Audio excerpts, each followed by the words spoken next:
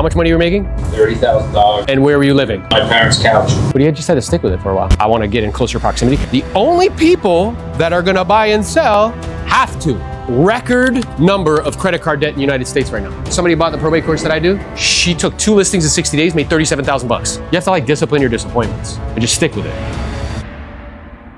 Whether you decide to participate in what we're doing, with EXP or not, it's fine. We love you anyway. We're here to support you. You just need to get access to the right people. Yeah, go ahead. Testimony time. Jessica was my first deal in June of 23. Yep. And Jessica's working with Aaron. Anyways, I reached out to Jessica. Jessica, I want to get to know you. I want to know about your business. Yeah. She invited me to an event that was completely unrelated. That's where I met Anthony. I learned more from Jessica and Anthony in the 2 hours I spent with them at that event and dinner than I did at last 2 months at the brokerage I was with previously. Yeah. She got me on a call with Aaron. I had no idea who Aaron was, didn't care, but I was just like, I guess I got to talk to him. Yeah, I love that. Hey, I don't care, bro. Who's this dude? Talked to Aaron, and since then I've closed up. So, and my next deal from that June 23 wasn't until November 23. Since November 23, I've closed 29 transactions, and 20 of those being sales. Yeah. The other referrals and and you were a firefighter before, right? I was a firefighter. And I made twice my salary my first year in real estate. Yeah. What is your dream? What does it look like? Maybe the dream for you is you're selling, 50 homes a year, you're making $500,000 to $1 million a year, but you work 25 hours a week. You need to get access to somebody who can help you to do that. When you're smart, hardworking, and ambitious, the issue isn't getting what you want, it's deciding what you want. Can I be on your team? I said, sure. But it wasn't where I was feeding him leads. I'm like, I'll teach you how to hunt. So I personally role played with him 3 days a week for 6 months. Would that be helpful to you?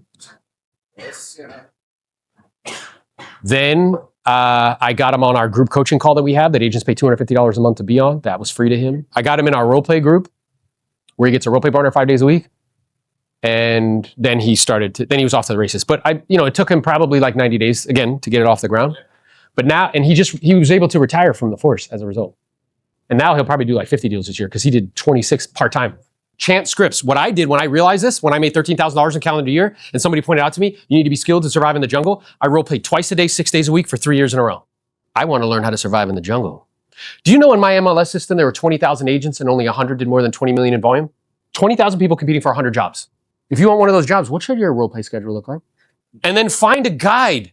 A guide is just somebody who's a little bit further down the path. Look, we connected because we live in this amazing time where now I can send myself in the digital form. I've never met him in the physical form before, but I was able to help him and assist him because he saw me as a guide to help him solve his problems. And he used the information and he's making money. That's amazing. Now, here's the question. Where are the leads that I'm in control of? 90% of everybody who has a mortgage right now has an interest rate less than 6%. 65% have interest rates less than 4%. And you think that people are going to trade their 4% for a 7%? The only people that are going to buy and sell have to. So if I want to find lead sources, wouldn't it logically make sense to go to the lead sources that have a higher degree of probability of people that have to do something?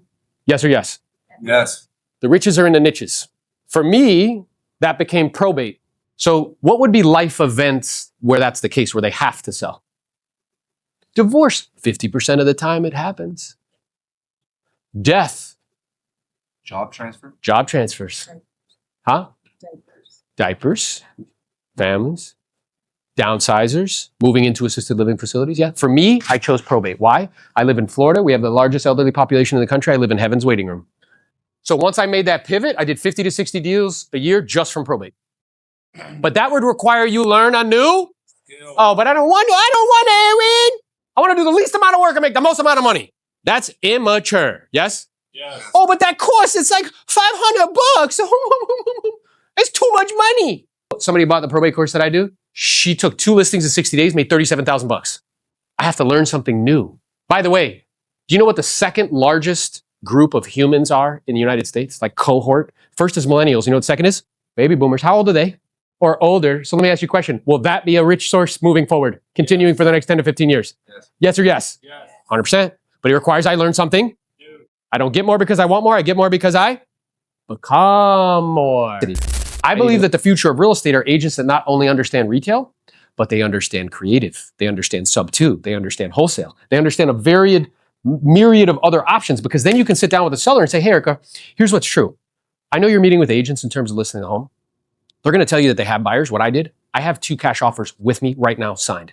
Now, I don't know if we're going to go with them, but I just wanted you to know what differentiates me from them is I actually have buyers. So we'll go over the options that you have. Could be those offers, could be listing the property. Whatever you decide, I'll support you 100%. Who's going to win? The one providing more value. So here's the deal. If you do what's easy, your life becomes hard. If you do what's hard, your life becomes easy. In this game of real estate, it's not the quickest, it's not the strongest, it's not the fastest, it's not the prettiest, it's not the ones with the most likes on Instagram. It's the ones that are the most adaptive to change. Yes? Let me ask you a question. Over the last year, 18 months, have there been massive change in our industry? Yes. Mm-hmm. Anybody notice that the buyer side commissions are variable a little bit? So if there's an offer and there's 10 offers on it, seller chooses best price, best terms, and best commission. Are all you guys very clear on how control's being taken away? Yes. Are all you guys very clear on how to take control back? Yes. Good. Are you very clear on the skills that you need to adopt? Yes. Yes. So here's what I need you to know and understand. Those who don't read are no different than those who can't. Knowing and not doing is the same as not knowing. Only if you want to be in control will you do this, yes? How many people were selling real estate in 2008? Bro, look at this. This is why you guys have no idea. You think that like the last 10 years is normal. You've actually never sold real estate in a challenging market, which means you don't really know how to do it. We confuse luck with skill, yes? You just happen to be selling real estate during a lucky time. We didn't have to be that skilled. A great market masks incompetency. Warren Buffett has a saying, when the tide goes out, you see who's wearing pants or not. So the distressed seller, if you've read about it in history books in 2008, were foreclosures, yeah? Because what happened was people bought homes under the assumption that homes always go up in value, double digit. That's not true. With creative mortgage products. Do you know that there was a mortgage product where they could say, hey, Nicole, how much money do you make a year? And you were like, 150 grand. They're like, great, we believe you. And somebody thought that was a good idea and that wouldn't like explode, right? So then what happened was all these people bought these homes. The interest rate adjusts. They can't afford it. So then what they do is they start dumping homes on the market in high volume. When supply goes up, demand goes down. What happens to prices? Drops. Prices were dropping 30% like every year. We have record number of credit card debt in the United States right now. We have a record high car loan debt. And we have a record high of student loan debt. And by the way, the last 4 or 5 years, have we experienced aggressive inflation? Yes. Just take your kids out to eat.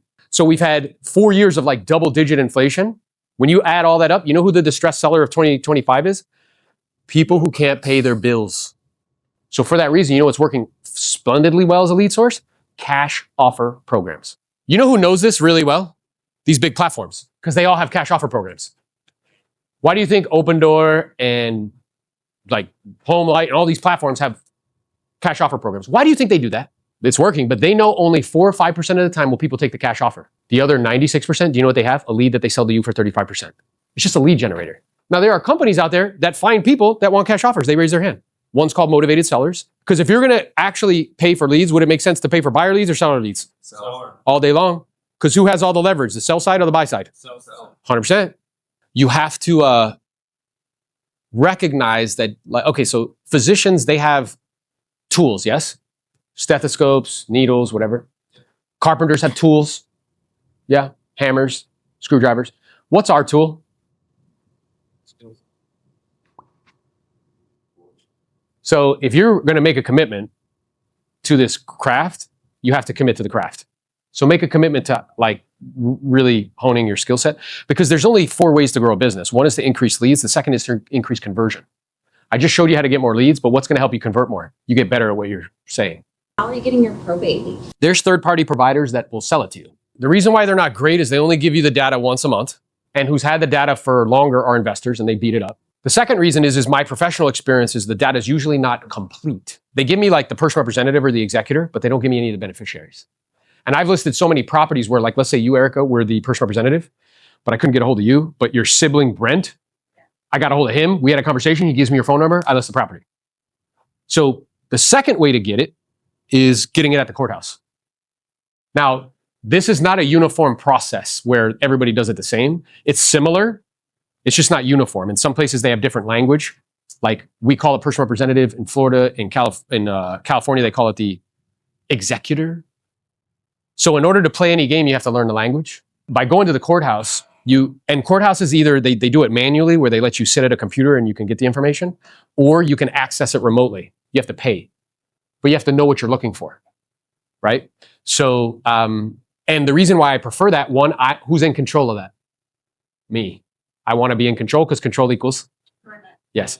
Because whoever controls the leads controls how much they cost. If I'm paying for leads for them, what's going to stop them a year from now from raising the price? Nothing. So I learn how to gather that information. Then I need to get phone numbers. And there's a service that can do that. Then I need to learn what to say and how to say it. Everybody I've taught it to, within 60 to 120 days, they take a listing. You have to stick with it because agents are notorious. They're like, well, you know, I've been doing it for 3 weeks and I haven't got a deal. I think I'm going to quit. You have to discipline your disappointments and just stick with it. The reason top salespeople sound natural isn't because they wing it. It's because they've practiced so much they no longer have to think about what to say. Like winging it is for chumps, bro. What's your philosophy on practicing scripts? Like every day, write it out a lot? So there's a hierarchy of learning. At the bottom of the hierarchy of learning is reading and writing, which is interesting because that's how we get our formal education. Second highest form of learning is simulation, which is where you pretend to do the real thing. So doctors simulate on cadavers, pilots simulate in a device actually called a simulator before we let them on a real plane with people. And then the highest form of learning is doing the real thing. If you want to ramp up the learning curve and you do all of them every day, read, write, role play, do the real thing. Because repetition is the mother of learning and the father of action, which makes it the architect of accomplishment. It's how you can get it to be ingrained where you don't have to think about it anymore.